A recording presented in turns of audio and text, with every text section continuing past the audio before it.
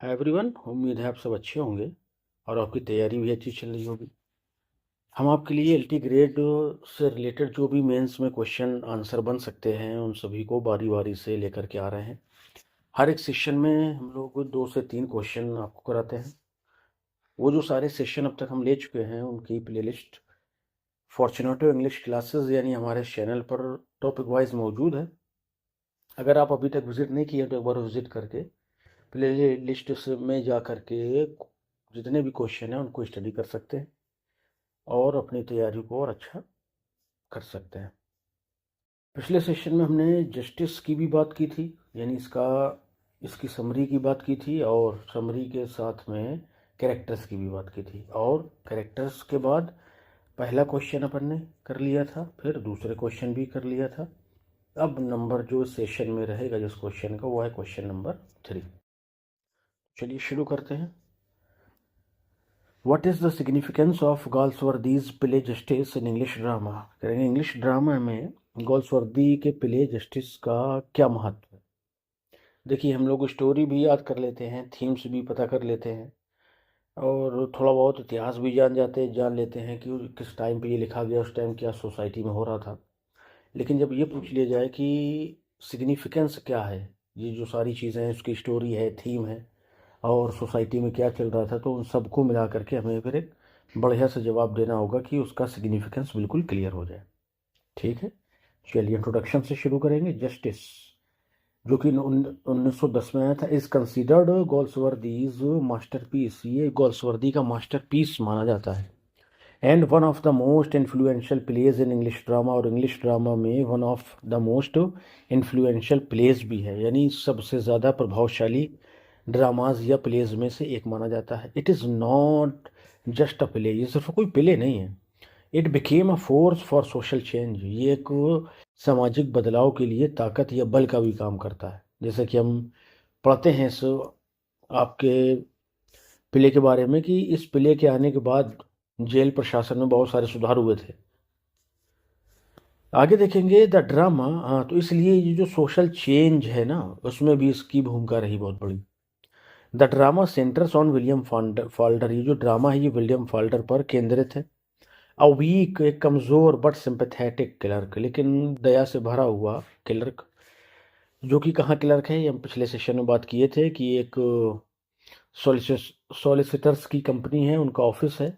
James how और Walter how उसके मालिक हैं, पिता और बेटा है दोनों। जेम्स हाउ पिता और वॉल्टर हाउ उसका बेटा है। ठीक है, इनके यहाँ ये काम करता है। उसी दौरान इसकी मुलाकात जो है वो रूथ हनीबेल से होती है, जिसको उसका पति बहुत प्रताड़ित करता है, मारता है, पीटता है। उस पर इसको दया आ जाती है और प्यार भी कर बैठता है उससे।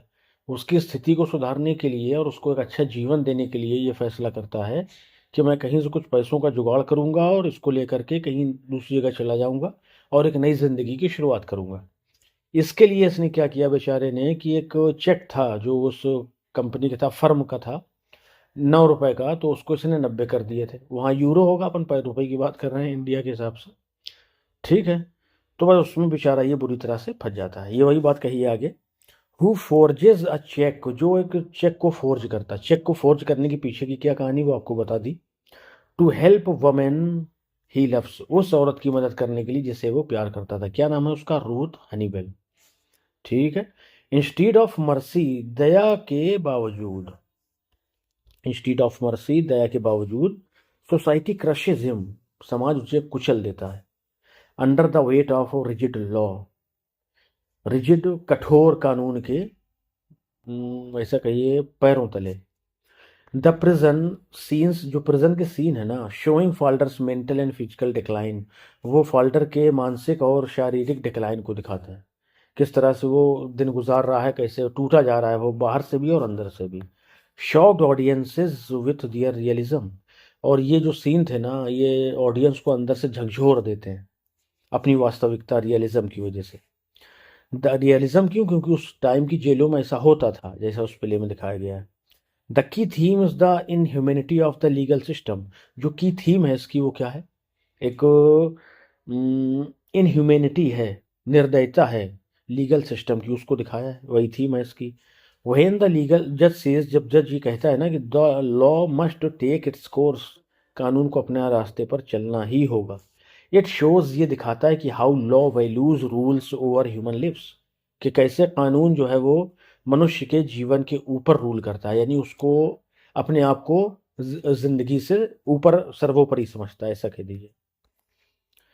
गाल्सवर्दी ने प्रेजेंट किया है फाल्डर को नॉट एज क्रिमिनल, क्रिमिनल की तरह नहीं, but as a victim of circumstances, circumstances परिस्थितियों के एक विक्टिम के रूप में, एक क्या कहते हैं उसके शिकार के रूप में, कि वो शिकार हो गया कंडीशन का और उस वजह से उसको ये फॉर्जरी करनी पड़ी, जो आपको बात बताई गई, अपने लिए तो नहीं किया था उसने। The significance of this play, इस प्ले का जो महत्व है ना, lies in its practical impact, इसके प्रैक्टिकल इम्पैक्ट पर निर्भर करता है या उसमें छिपा हुआ है। और प्रैक्टिकल इम्पैक्ट क्या था? आफ्टर इट्स परफॉर्मेंस, इसके परफॉर्मेंस के बाद public opinion turned toward prison reform, public का जो ओपिनियन था ना वो बदल गया और उन्होंने कहना शुरू किया कि नहीं, प्रिजन जो जेल व्यवस्था है ना उसमें रिफॉर्म होना चाहिए। And it influence the changes in England's penal system, और इसने यहाँ तक कि जेल प्रशासन में भी, और जो पीनल सिस्टम था ना, जो सजा का प्रावधान थे, उनको भी बहुत इफेक्ट किया था, इन्फ्लुएंस, प्रभावित किया था। फ्यू प्लेज इन हिस्ट्री, इतिहास में कुछ प्ले हैं, have had such a direct effect on society, जिनका डायरेक्ट इफेक्ट पड़ा है कहाँ, सोसाइटी पर। Artistically justice is an example of social realism, और अगर आप आर्टिस्टिकली देखिए ना तो जस्टिस जो है वो सोशल रियलिज्म, सामाजिक वास्तविकता का एक बहुत अच्छा एग्जाम्पल है। अ प्ले एक ऐसा नाटक है दैट कंबाइंस, जो हमारे सामने प्रकट करता है जोड़ करके इमोशनल अपील को भी, किसके साथ जोड़ करके, इंटेलेक्चुअल डेप्थ के साथ जोड़ करके, यानी इसमें तर्क की भी संभावना है, ऐसी भावना है। It has been praised for its economy of language, और ये अपनी इकोनॉमी ऑफ लैंग्वेज के लिए भी प्रसिद्ध है। पावरफुल साइलेंसेस के लिए प्रसिद्ध है, यानी खामोश है सीन, जो कैरेक्टर्स हैं वो खामोश हैं, लेकिन वो जो कहना चाह रहे हैं वो पब्लिक ने समझ लिया है। एंड ह्यूमन सिंपैथी, और मानवीय दया से भी, इसको दया के लिए भी इसे क्या किया गया, प्रेज किया गया। तो किस किस के लिए प्रेज किया गया, इसको प्रशंसा की गई इसकी, इकोनॉमी ऑफ लैंग्वेज के लिए, पावरफुल साइलेंसेस के लिए, एवं ह्यूमन सिंपैथी के लिए। दस इस प्रकार से justice gave English drama new purpose, justice ने इंग्लिश ड्रामा को एक नया पर्पस, एक नया उद्देश्य दिया है। To expose the flaws of society, कि वो सोसाइटी के फ्लॉज को क्या करे, एक्सपोज करे। And move audiences toward humanitarian, और जो ऑडियंस है उनको मानवता की तरफ लौटाए, मानवीय भावनाओं की तरफ लौटाए। और सॉरी, ह्यूमैनिटेरियन रिफॉर्म, वही बात है कि जो मानवों में कमी आ गई थी ना, उसमें रिफॉर्म करने की तरफ इनको जो है, इनको इनका मार्गदर्शन करे या इनको आगे बढ़ाए। It secured Galsworthy's place as a dramatist with both artistic power and social conscience, करें कि इस प्ले ने क्या किया, सिक्योर्ड, सुरक्षित कर दिया गाल्सवर्दी के स्थान को एक ड्रामाटिस्ट के रूप में, बोथ आर्टिस्टिक पावर के लिए भी और सोशल कॉन्शियंस के लिए भी।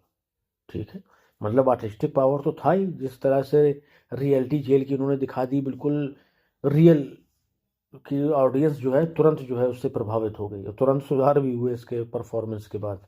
सोशल कॉन्शियंस भी दिखाई है समाज की आत्मा को, यानी कि समाज भी प्रभावित हुआ ये देख के कि जेलों में अगर ऐसा होता है तो गलत है, इसको सुधरना होगा। ठीक है, चलिए नेक्स्ट क्वेश्चन देखेंगे। हाउ डिड गाल्सवर्दी ने किस तरह से contribute to the development of the one act play, मतलब गाल्सवर्दी ने क्या भूमिका निभाई है वन एक्ट प्ले के डेवलपमेंट में, विकास में, इसको भी देख लेंगे। Galsworthy is also remembered, Galsworthy को सिर्फ जस्टिस या सिल्वर बॉक्स के लिए नहीं याद किया जाता है, ना तो फोरसाइट सागा के लिए याद किया जाता है, बल्कि उनको अपने उस कंट्रीब्यूशन के लिए भी याद किया जाता है कि जो उन्होंने वन एक्ट प्लेज के विकास में या डेवलपमेंट में दिया है। Which revealed another side of his dramatic talent, और ये उनके ड्रामेटिक टैलेंट की एक और साइड को हमारे सामने प्रकट करती है। While his full length plays, जबकि उनको जो फुल लेंथ प्ले जैसे जस्टिस है, स्ट्राइफ है, अर्नड हिम फेम, बहुत प्रसिद्धि मिली इनको इनसे। क्यों? जस्टिस में तो ये कानून व्यवस्था दिखाई जो अपन ने बात करी अभी, जस्टिस में क्या दिखाया, कंपनी मालिकों और मजदूरों के बीच लड़ाई दिखाई कि किस तरह से जो है कंपनी मालिक जो है शोषण करते हैं मजदूरों का, और मजदूरों की भी इज्जत को दिखाया है। दोनों बातें हैं। हिज शॉर्टर प्लेज शो, और उनके जो छोटे नाटक है ना वो दिखाते हैं हिज गिफ्ट फॉर कंसंट्रेशन, कि वो इकोनॉमी ऑफ लैंग्वेज में भी अपनी बात को पूरी तरह से हम तक पहुंचा सकते हैं। उनके सटायर को एंड सिंबॉलिज्म करेंगे। उनके जो छोटे प्ले हैं ना वो उनको प्रदान किए गए गिफ्ट को दिखाते हैं, जिसमें कंसंट्रेशन है, सटायर का पावर है और सिंबॉलिज्म का पावर है। ठीक है, चलिए ये हो गया इंट्रोडक्शन। अब आ जाइए नीचे।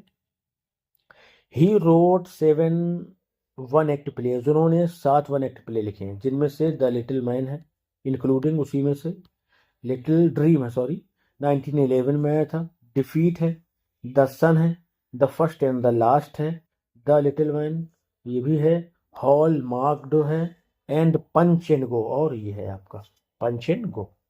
तो एक, ये 2, 3, 4, 5, 6 और ये 7, totally 7 act one act plays इन्होंने लिखे हैं। These plays often capture a single powerful situation, ये जो प्लेज है ना ये कैप्चर करते हैं सिंगल पावरफुल सिचुएशन को, एक ही स्थिति को। Presented with brevity and intensity, जिसको जो है ब्रेविटी संक्षिप्तता से और इंटेंसिटी पूरे जोश के साथ, पूरे उत्तेजना के साथ दिखाया जाता है। फॉर एग्जाम्पल के लिए द लिटिल मैन सटराइजेज, जो लिटिल मैन प्ले है वो सटराइज करता है ह्यूमन सेल्फिशनेस को, माना इंसानों की स्वार्थीपन को। इन अ रेलवे कैरेज, एक रेलवे कैरेज में, blending comic and serious tones, और इसको प्रेजेंट किया गया है ब्लेंड करके कॉमिक एंड सीरियस टोन्स के साथ में। ठीक है, ये हो गया आपका। आगे देख लीजिए इन द लिटिल ड्रीम, और लिटिल ड्रीम की अगर बात करिए तो गॉल्सवर्दी इवन एक्सपेरिमेंटेड, गॉल्सवर्दी ने यहाँ तक कि एक्सपेरिमेंट किया है विथ वर्स ड्रामा से हाथ आजमाया है उसमें। दो it was less successful on stage, करेंगे यद्यपि ये स्टेज में कम सफल हुआ, स्टिल फिर भी it showed his awareness of potential of poetic one act plays, इसमें ये दिख गया लोगों को, या इसने ये दिखा दिया कि इसमें भी पोटेंशियल है, यानी पोएटिक वन एक्ट प्लेज भी लिखे जा सकते हैं। इससे ये बात क्लियर होगी लोगों को। क्रिटिक्स ने क्या किया, नोट किया कि Galsworthy's one act plays anticipated techniques of later drama, जो ये गॉल्सवर्दी के वन एक्ट प्लेज है ना इन्होंने आने वाले दौर के ड्रामाज को क्या किया, एक रास्ता दे दिया।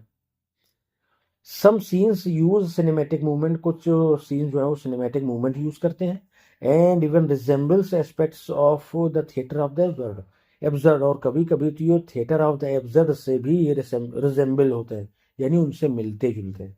ठीक है, सिनेमैटिक मूवमेंट भी है इनमें, और ये थिएटर ऑफ एब्सर्ड से भी क्या है, मिलते जुलते हैं। ठीक है भाई। ही बिलीव्ड, वो मानते थे, दैट की one act play is an independent form, एक इंडिपेंडेंट फॉर्म है ये, not just a short hand drama, सिर्फ कोई शॉर्ट हैंड या छोटा मोटा ड्रामा नहीं है, इंडिपेंडेंट फॉर्म भी है। लाइक अ शॉर्ट स्टोरी की तरह, it can create a strong single effect, ये एक स्ट्रॉन्ग शक्तिशाली सिंगल इफेक्ट को क्या कर सकता है, क्रिएट कर सकता है। तो देखिए आप क्वेश्चन आंसर जब वो पढ़ते हैं हमारे लेक्चर्स के थ्रू, तो आपको ये समझ आता होगा कि जो भी राइटर आपके सिलेबस में है ना, तो उसके आपको थोड़ा सा हिस्ट्री का बैकग्राउंड उसका पता हो, आपको उसकी एज का बैकग्राउंड पता हो, उसके आगे आने वाली एज का थोड़ा सा बैकग्राउंड आपको पता हो। ठीक है ना, और उसने जो प्लेज लिखे हैं जो हमारे सिलेबस में, उसके अलावा ये उसमें जो उसने जो पोएम लिखी है उसमें क्या बात झलकती है। अगर इस तरह का क्वेश्चन आ जाए, जैसे कि हम सॉल्व कर रहे हैं, कि जैसे कहते हैं कि describe Wordsworth contribution to develop the poetry full of nature, यानी प्रकृति की तारीफ से भरी हुई कविताओं को लिखने के लिए जो योगदान रहा इनका वर्ड्सवर्थ का, या लोगों का झुकाव प्रकृति की तरफ करने के लिए जो वर्ड्सवर्थ का योगदान है वो उसको डिस्क्राइब करिए। तो उसमें आपको बहुत सारे एग्जाम्पल देने पड़ेंगे। ठीक है ना, तो इसलिए आपको 2-2, 4-4 वर्क जो है वो अच्छे से याद कर लेना है। ठीक है भाई, चलिए। Galsworthy proved that even with in limited time, Galsworthy ने ये प्रूव किया कि कम समय में भी drama can achieve completeness, drama completeness को अचीव कर सकता है, इंटेंसिटी को और सटायर को भी, यानी कम शब्दों में कम टाइम में आप इंटेंसिटी भी दिखा सकते हैं, सटायर भी कर सकते हैं और अपने बात को कंप्लीट भी कर सकते हैं ड्रामा के रूप में। चलिए आ गए अपन किसमें, कंक्लूजन में। देयरफॉर, इस प्रकार से his contribution lies in showing, उनका जो कंट्रीब्यूशन है लाइज वो छिपा हुआ है इन शोइंग, दिखाने में डैट की the one act play is not a minor form, की जो वन एक्ट प्ले है वो कोई छोटा मोटा फॉर्म नहीं है, बट अ पावरफुल मीडियम, एक को शक्तिशाली साधन है for social comment, social comment के लिए या सोसाइटी पर कमेंट्री करने के लिए, एंड आर्टिस्टिक एक्सपेरिमेंटेशन, और आर्टिस्टिक एक्सपेरिमेंटेशन के लिए भी। ठीक है भाई, तो ये था इनका योगदान, और इस योगदान को पूरा करने के लिए इन्होंने टोटल 7 वन एक्ट प्लेस लिखे हैं। ठीक है भाई, ये पीडीएफ तो मिल जाएगी आपको टेलीग्राम में, उसमें आप उसको हाईलाइट कर लीजिएगा या फिर वो अपना किसी कॉपी में नोट्स जो बना रहे होंगे तो वहाँ पे उसको नोट भी रखिएगा। ठीक है भाई, चलिए नेक्स्ट क्वेश्चन देखेंगे, question number 5।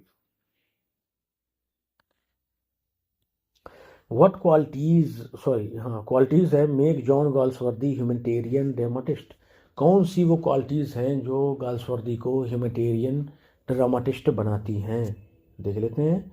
Galsworthy is often called, Galsworthy को प्रायः कहा जाता है आ ह्यूमैनिटेरियन ड्रामाटिस्ट बिकॉज, क्योंकि his central concern is always with human suffering, क्योंकि उनके जो सेंट्रल कंसर्न हमेशा रहा है ना, जो उनकी चिंता रही है मुख्य, वो ह्यूमन सफरिंग ही रही है। मतलब उन्होंने सोसाइटी में फैले हुए बिगाड़ को ही हमारे सामने प्रकट किया है, और गलतियां जिसकी भी रही उन्होंने साफ साफ शब्दों में कहा भी है, किसी को फेवर नहीं किया है, ये खास बात है इनकी।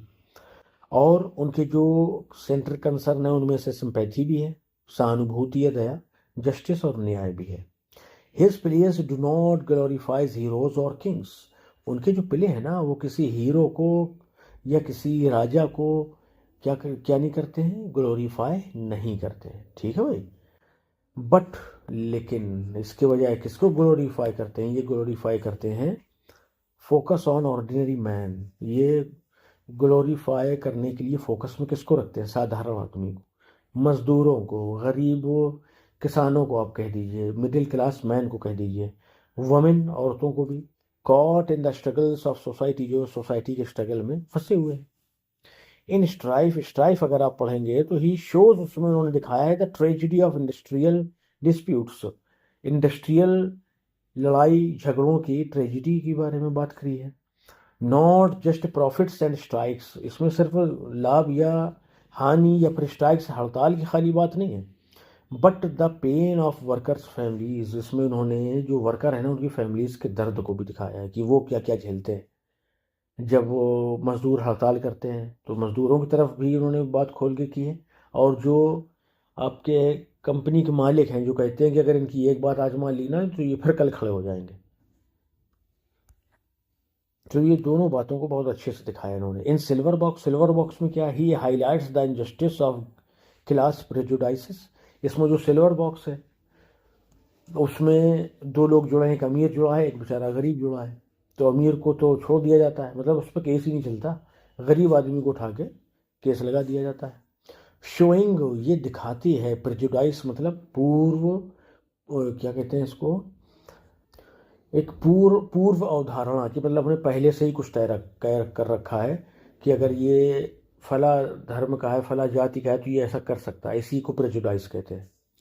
शोइंग ये दिखाती है कि how the poor man suffers more for the same crime, भी बात करी ना आपसे कि सेम क्राइम के लिए कैसे गरीब आदमी ज़्यादा सफ़र कर सकता है अमीर आदमी की अपेक्षा, ये दिखाया है इसमें। और जस्टिस की अगर बात करें, he portrays the destruction of Falder, उन्होंने फॉल्डर के डिस्ट्रक्शन, बर्बादी को पोर्ट्रे किया है विथ डीप कंपैशन, बहुत सहानुभूति दया के साथ, exposing the cruelty of law, और उसमें कानून की निर्दयता को भी बखूबी दिखाया है। गाल्सवर्दी बिलीव्ड, गाल्सवर्दी मानते थे दैट की art should serve truth and pity, कि जो आर्ट है, जो कला है ना, वो किसी भी क्षेत्र में हो उसे सच को दिखाना चाहिए और उसमें दया का भाव भी होना चाहिए।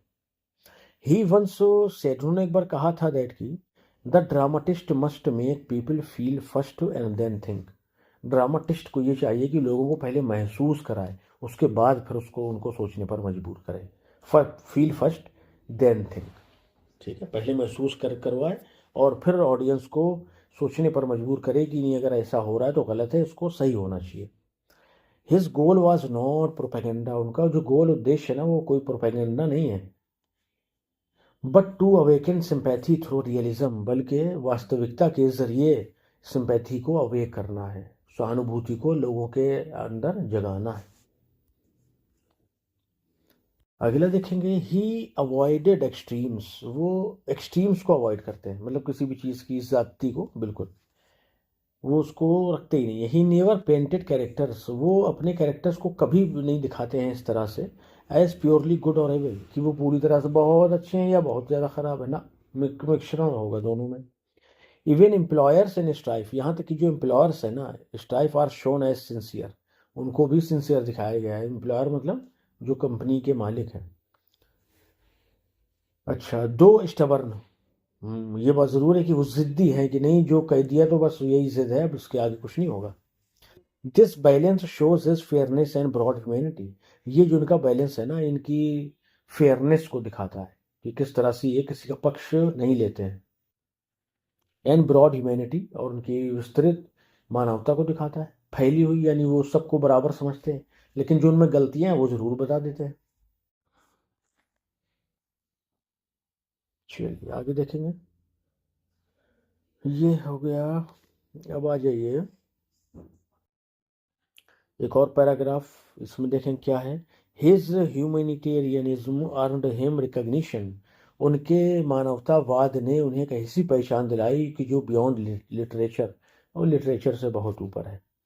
इन 1932, 1932 में ही was awarded the Nobel prize, समझिए उनको जो है नोबेल प्राइज दिया गया, सबसे बड़ा जो अवार्ड माना जाता है पूरी दुनिया का, वो मिला इनको 1932 में फॉर लिटरेचर, लिटरेचर के लिए। For his distinguished art of narration, उनकी एक अलग ही जो नरेशन व्यक्त करने की कला थी, which takes its highest form, जिसका हाईएस्ट फॉर्म आपको देखने को मिलेगा, या जो अपने हाईएस्ट फॉर्म, जो अपने हाईएस्ट फॉर्म को लेता है in the foresight saga, foresight saga में, ये ट्रायलॉजी है, उसको जरूर पढ़िएगा। And in his dramatic works, और उनके ड्रामेटिक वर्क्स में ऐसा इम्पैक्ट होना चाहिए सोसाइटी में कि लोग जो हैं खुद, आप जिस जिस चीज़ को डिजर्व करते हैं ना वो आपको दें। दस इस प्रकार से Galsworthy's drama is marked, Galsworthy के जो ड्रामा है ना वो मार्क्ड है किससे, ट्रुथ से, कंपैशन से, फेयरनेस से, एंड कॉल फॉर रिफॉर्म, यानी जो ड्रामाज हैं उनको उनमें क्या क्या मिलेगा आपको, सच्चाई मिलेगी, कंपैशन दया मिलेगी, फेयरनेस फेयरनेस मिलेगी, यानी किसी के कोई फेवर नहीं करेंगे, दोनों को बराबर दिखाएंगे, हीरो हो या विलन हो। अब हीरो विलन क्या मतलब, सोसाइटी में जो एक बुराई होगी एक अच्छाई होगी, तो बुराई विलन है, अच्छाई जो है हीरो है। अ कॉल फॉर रिफॉर्म, और रिफॉर्म के लिए एक उनकी आवाज़ कि नहीं ये चीज़ें गड़बड़ हैं, इनको सुधरना चाहिए। Making him one of the most human dramatist of the modern age, उन्हें मॉडर्न एज का one of the most human dramatist, सबसे ज़्यादा दयालु, मानवता से भरा हुआ या मानवीय ड्रामाटिस्ट बनाता है, बनाती हैं ये सारी चीज़ें मिलकर के। ठीक है भाई, चलिए तो 3 क्वेश्चन अपन ने डिस्कस कर लिए, इसके बाद 6 और भाई 7 कहाँ चला गया भाई, हाँ ये 7, 7 8 और फिर 9 और ये 10, टोटल 10 क्वेश्चन है इसमें। बाकी के जो 4 क्वेश्चन है ना वो अपन आगे फिर डिस्कस कर लेंगे। ठीक है भाई, उम्मीद है आपको सेशन पसंद आया होगा। अगर सेशन पसंद आया है तो लाइक शेयर कर दीजिए, चैनल को सब्सक्राइब भी कर लीजिए, और इसकी पीडीएफ की अगर आप तलाश में हैं तो आपको टेलीग्राम में मिल जाएगी। ठीक है, चलिए मिलते हैं नेक्स्ट वीडियो में, till then bye bye, thank you.